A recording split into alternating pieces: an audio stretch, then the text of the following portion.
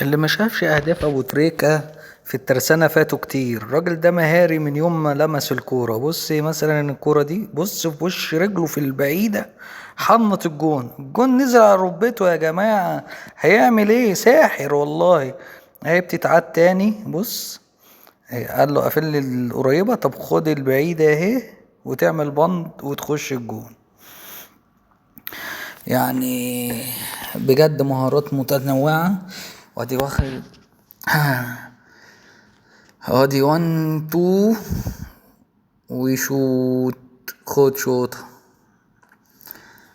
الاول ركنة، خد شوطة بقى. فالراجل اهداف متنوعة بجد، الواحد بيجيبها كده ويقعد يتفرج ويستمتع. هو كان قد ايه مهاري وبيعمل الكرات دي كتير. في هدف برضو دلوقتي هنشوفه اهو. ده برضو من الاهداف الحلوة برضو اللي فيه مهارة جميلة، مهارة الشوط. ادي اهو شاطها، عملت باندا وخبطت في ايد الجون ودخلت.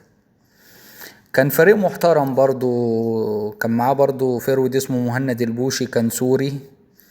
كان برضو بيشغلوا بسروهات، وكانوا الاتنين عاملين دويتو جامد مع بعض. ده بقى هدف برضو جامد. رقص المدافع حلو قوي. بص اهو، خد المدافع على الثابتة اهي، وراح لمم التاني وحطها الجون في القريبة. يا ابن اللذينة، حركات تريكة يا جماعة، حركات تريكة. قطمة اهو. بص كورة عالية، استلمه وعمل عليها كنترول، دخل ال18. قطم بالمدافع الاولاني جوه الملعب، والمدافع التاني جاي قال له طب استنى كده تعالى، طب خد بقى على الثابتة اهي في القريبة، خبطت في العارضة ودخلت.